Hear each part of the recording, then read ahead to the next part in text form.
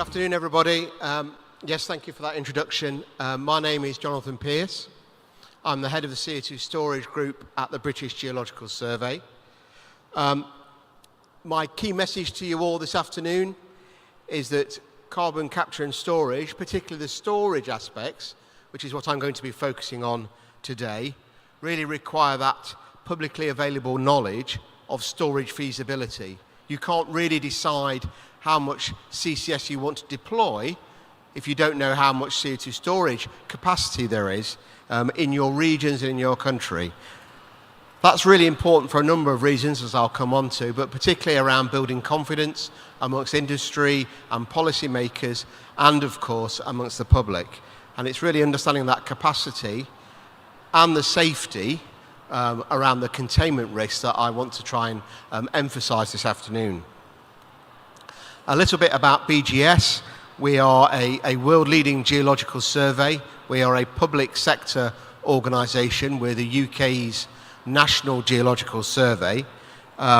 We've been in existence for 190 years, in fact, so a very long time, and we were first created to look for coal resources to support the Industrial Revolution in the UK, and now we're looking for ways to put that carbon back in the ground.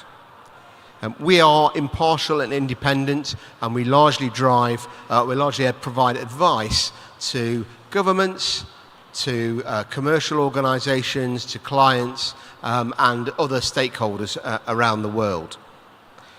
So, Chris Thackeray this morning provided a quick outline of what CCS is. Just wanted to make sure that everybody understood what that is. CCS is a way of decarbonising those point source emitters, those heavy industries, those so-called hard-to-abate sectors, things like cement and steel, fertiliser, petrochemical refineries, etc. And when you've captured that CO2, you then need to be able to store that CO2 deep subsurface, typically below about 800 metres below the either land surface or the seabed.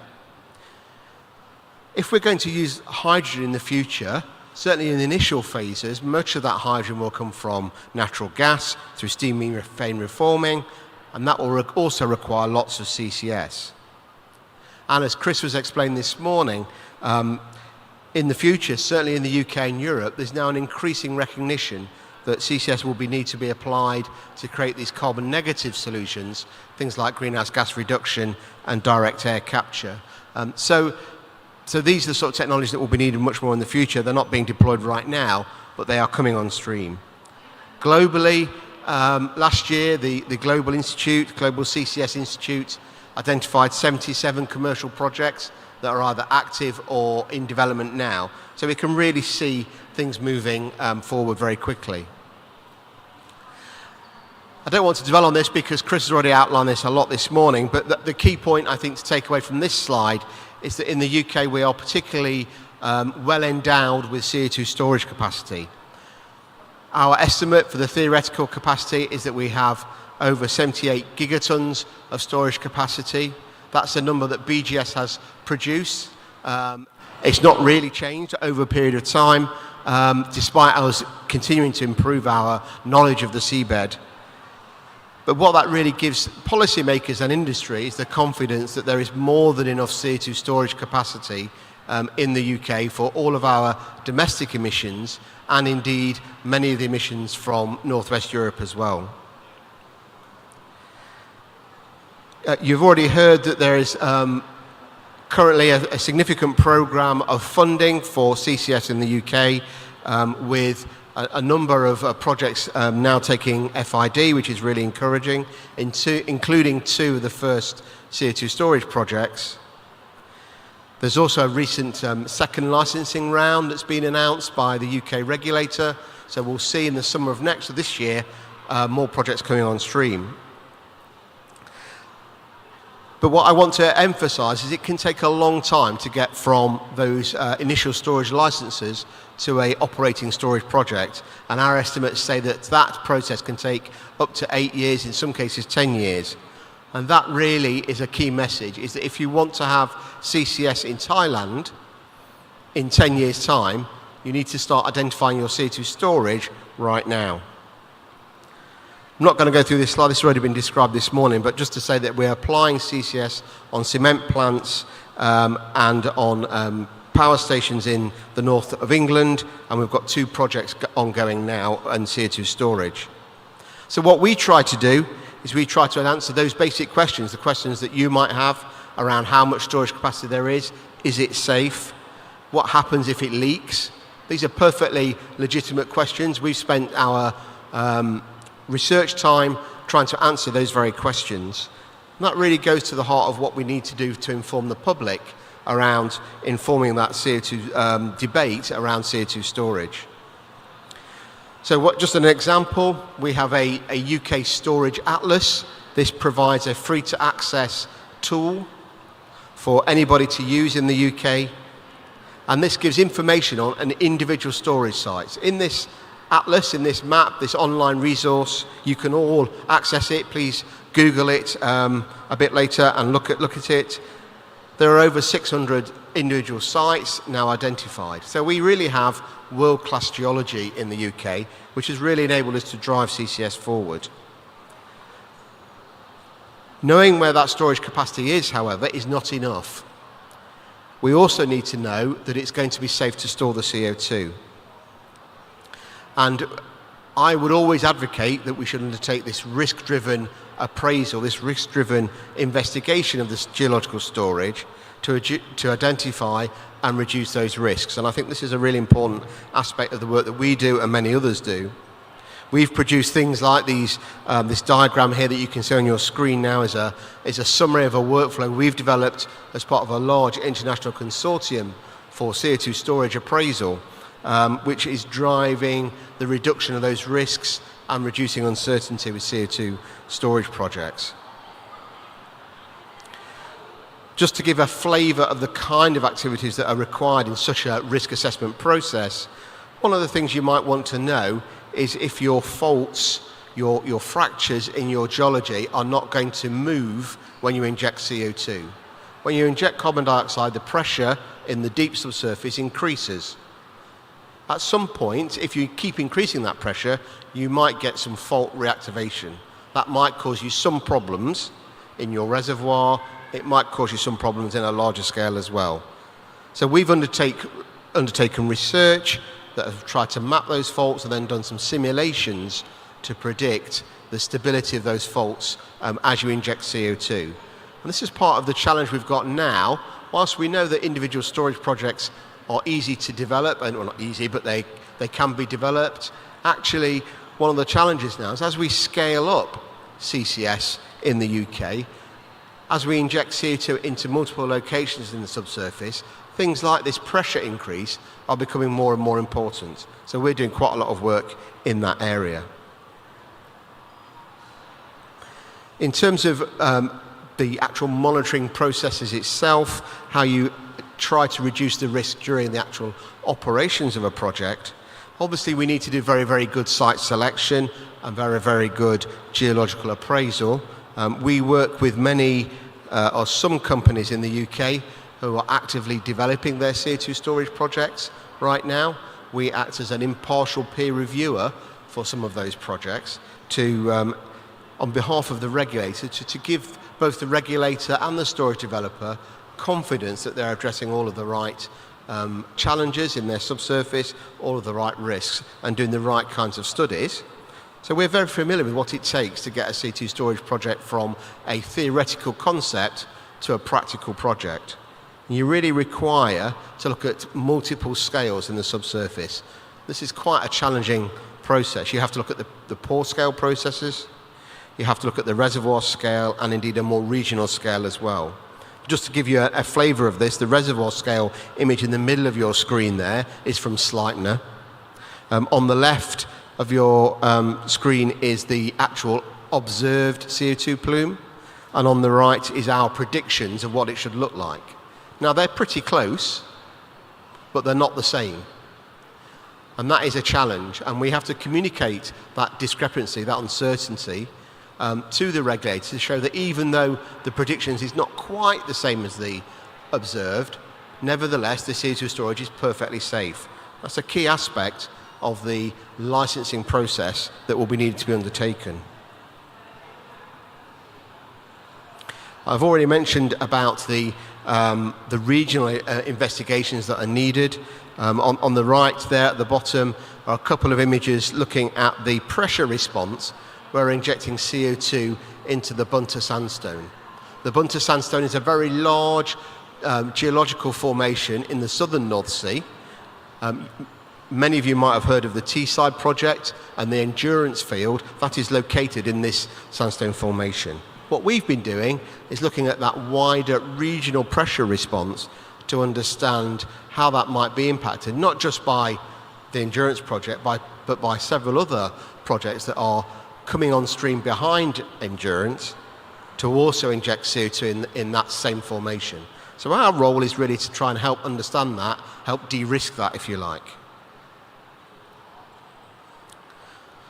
Of course, it's really important, as we've seen at Sleipner and many other projects around the world, that you are able to monitor your CO2 storage project correctly. Baseline data is really fundamental to that, of course. You need to be able to compare what you had when you first started with what you get when you start injecting the CO2. There are many, many different techniques you can use that give you different information.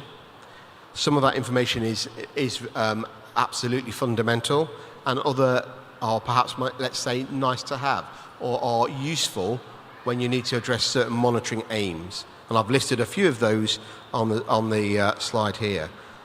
We, on behalf of the IEA Greenhouse Gas R&D program, we operate the monitoring selection tool for them. This is an online, free-to-access tool that gives you a complete list of all of these different monitoring techniques based on your basic project definition. And this is really useful, and we know this is being used as a kind of audit tool to select monitoring MMV plans, monitoring plans for CO2 storage projects. So just to conclude then, my final slide really is that all this information that I've kind of run through today very quickly, I appreciate, is information that we are very keen is in the public domain. It informs policymakers, industry and society of the benefits and the scale of possible CO2 storage. And we think that's really important, particularly when you're at the beginning of a journey through CCUS. You need to build confidence with all of those stakeholders. You really need to do that through the pre-commercial development, assess those risks. The UK really sees CCUS as an economic opportunity, as you heard from Chris this morning. And BGS, we operate to help support all of that storage policy development and those commercial projects. So with that, I will stop and my time is out. So thank you very much for your attention. Thank you very much, and a big round of applause. Thank you very much once again, Mr. Jonathan Pearce from British Geological Survey. We've learned quite a lot, and yeah, I would say what a remarkable speech indeed, where we can see that so many techniques available, and though it was quite a challenge, as he mentioned earlier, about how to communicate and also monitor and utilize data as well. So many areas which we will touch upon more in the panel discussion in a bit. All right. So up next, ladies and gentlemen, let's please give a big round of applause to welcome Mr. Rasmus Bjørngaard, Chief Business Officer, Saltforce Energy, to continue the session. Please welcome.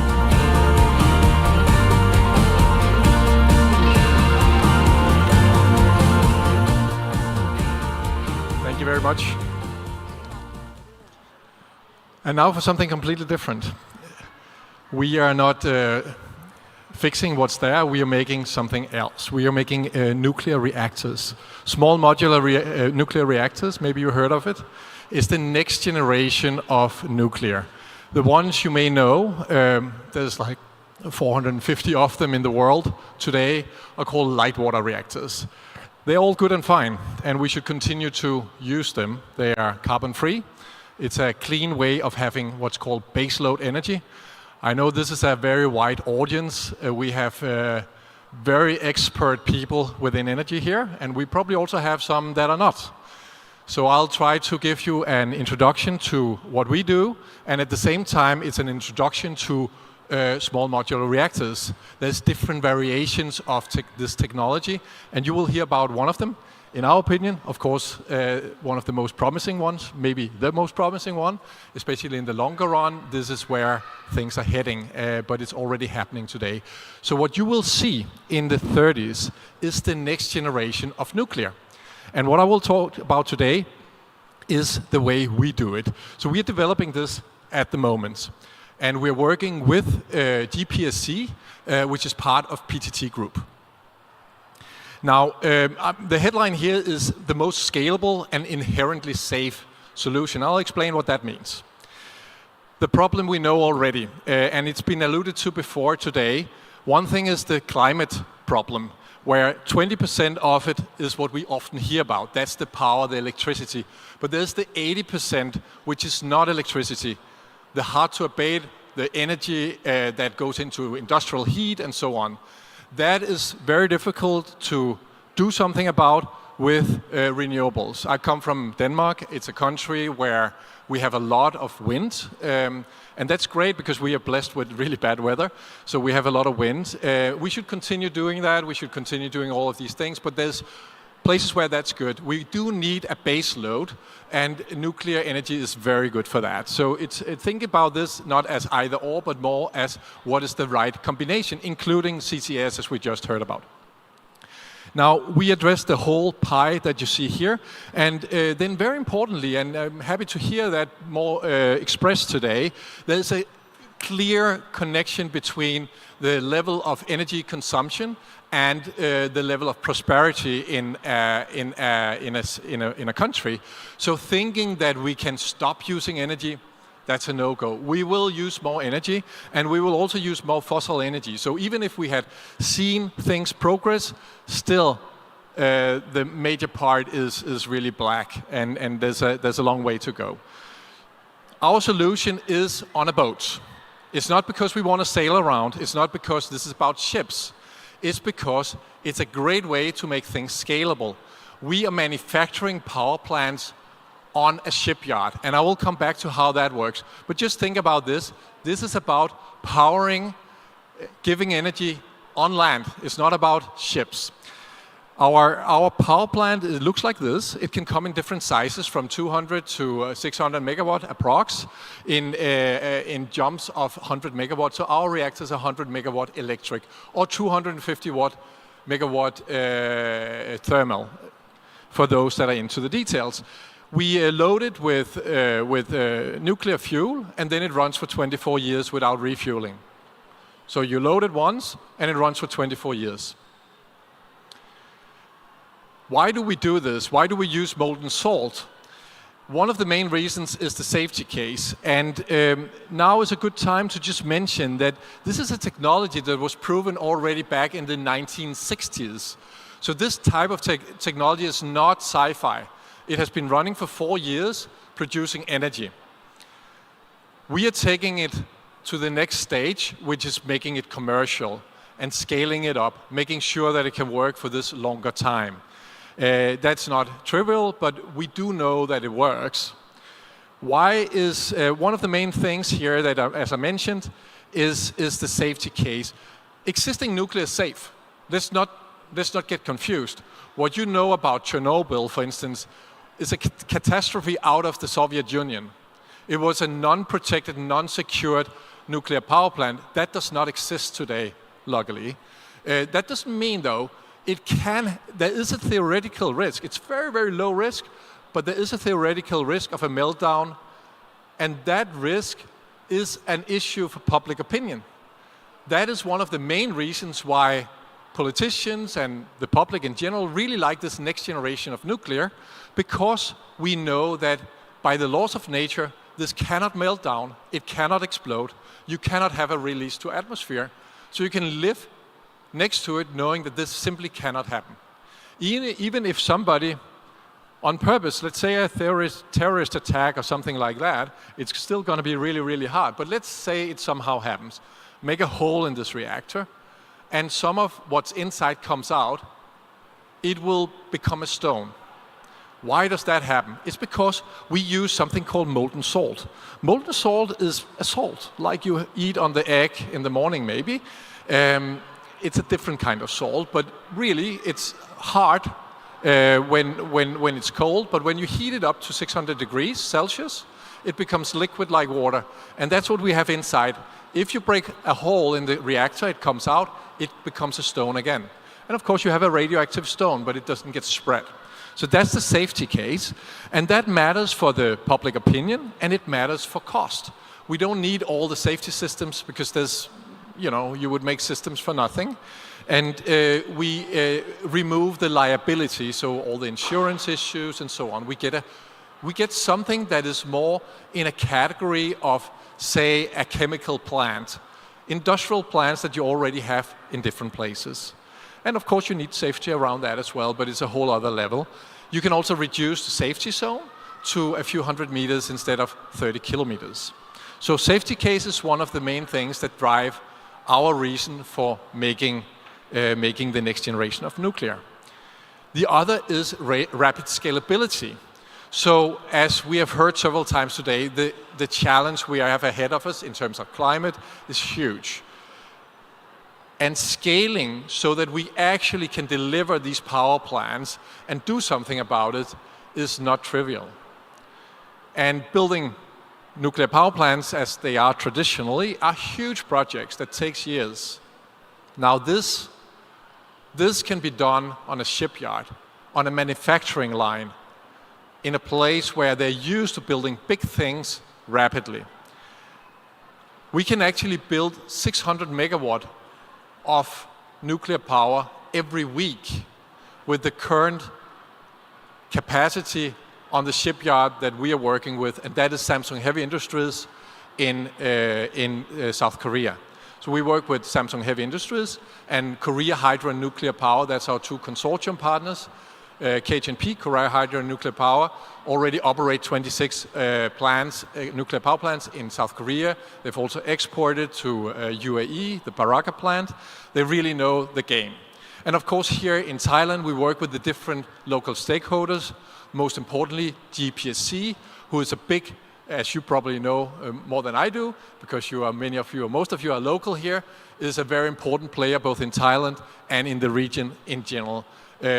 It's a company that really know what energy is and what it takes to build big systems. So that's the other thing we do. We are leveraging also an existing supply chain.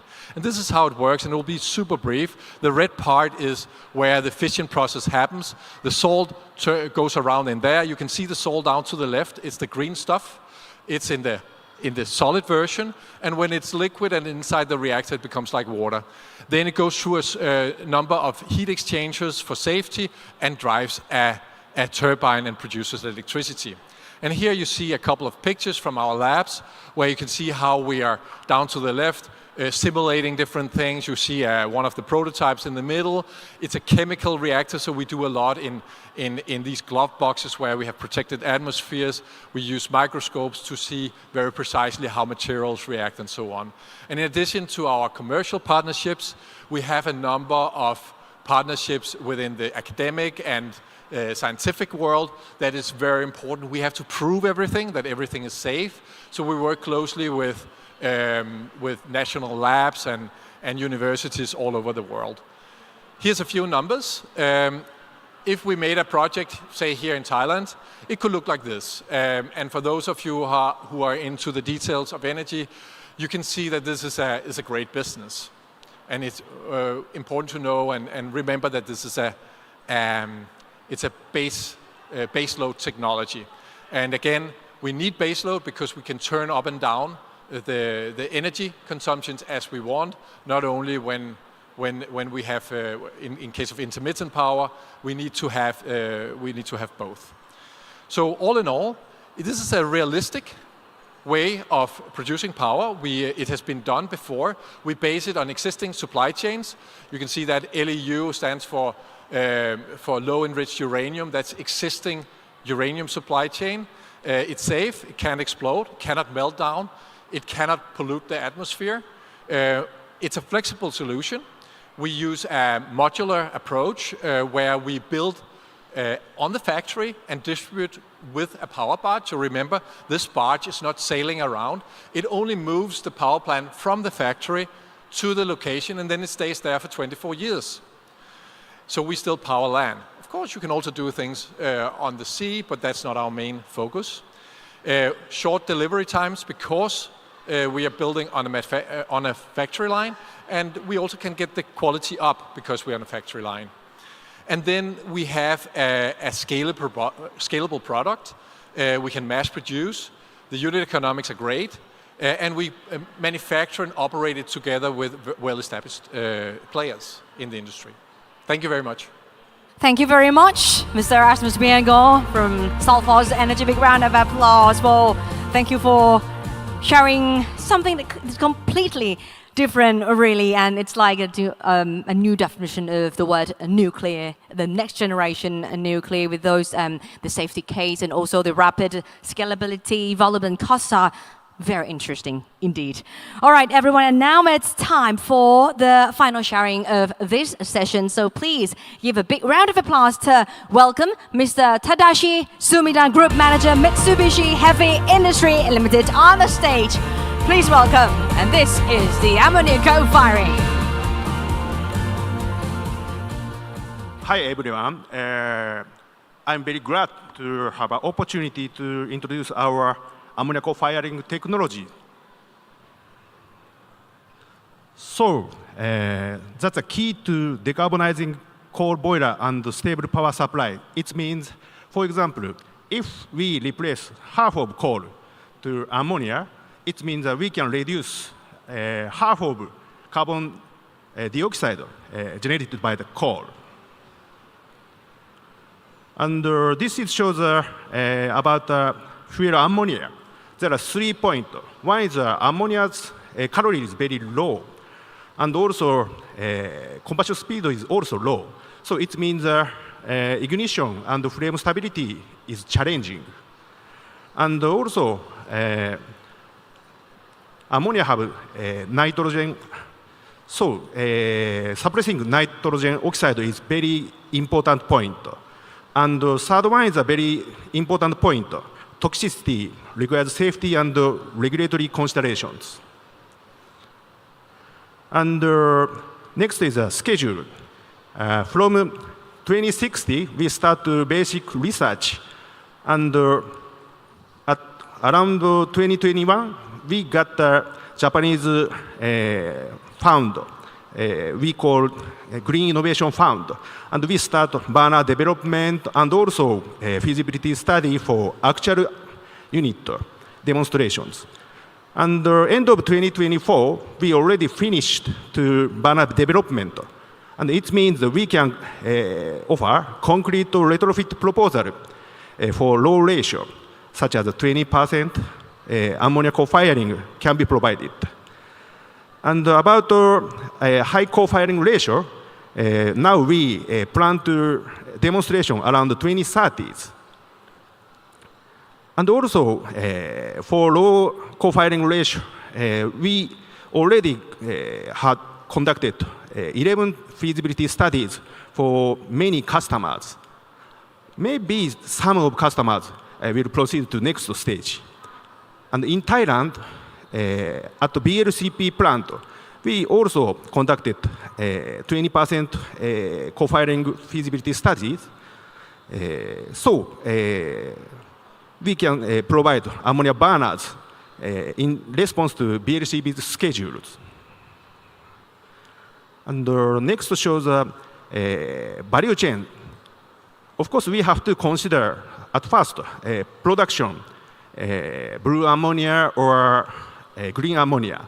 Then we have to consider transportation, maybe overseas transportation.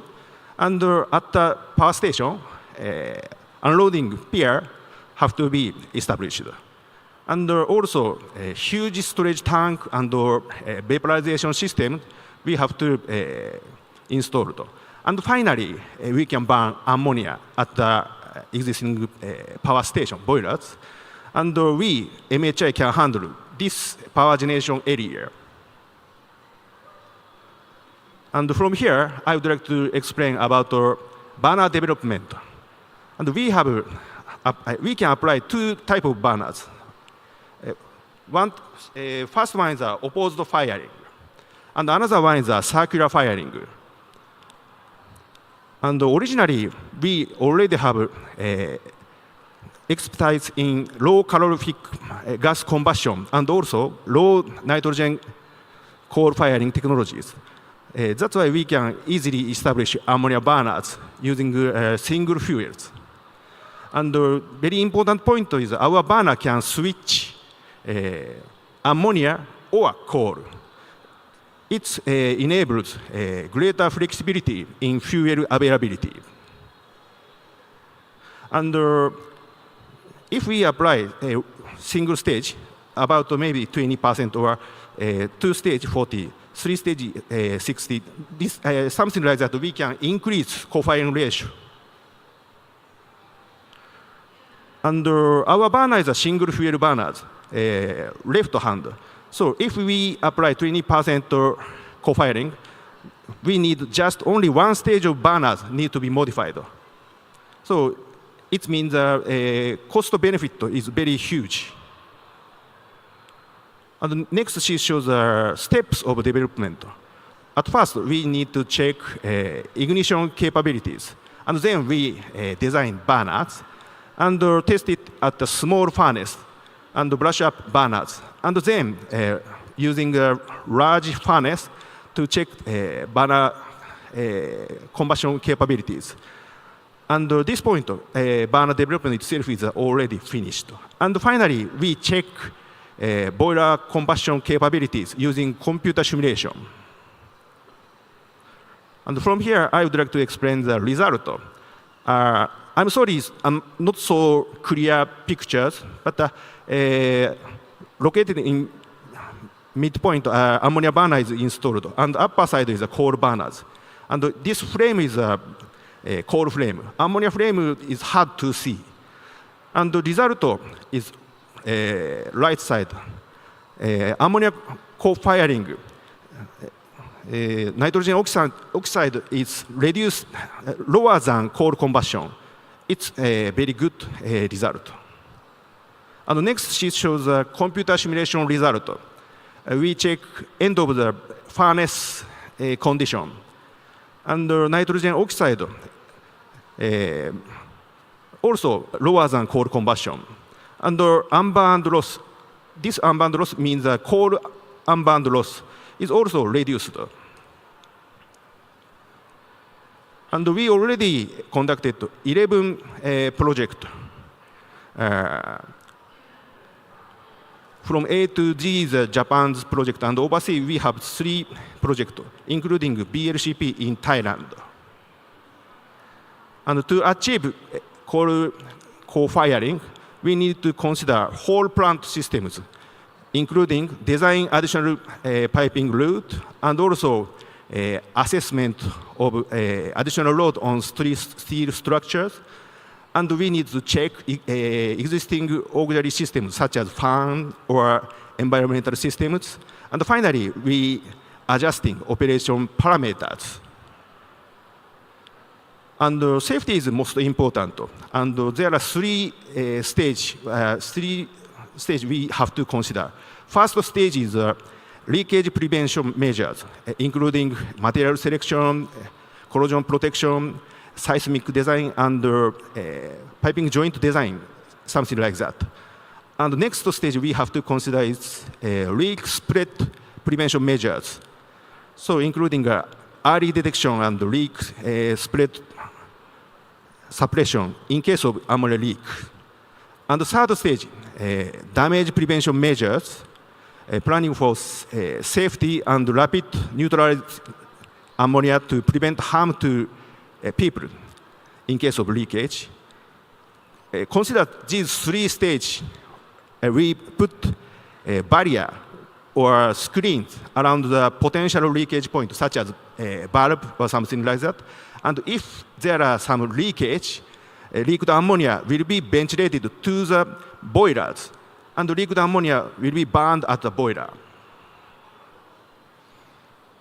And in addition to ammonia co-firing, we also can offer such as a fuel conversion to LNG and others, and also we can offer biomass co-firing or biomass fuel firing.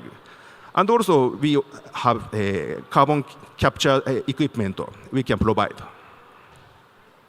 And the summaries. So we have very many experience, and now we already developed well performance ammonia burners, and now we can provide our ammonia burner for commercial use, including BLCP in Thailand. Thank you so much.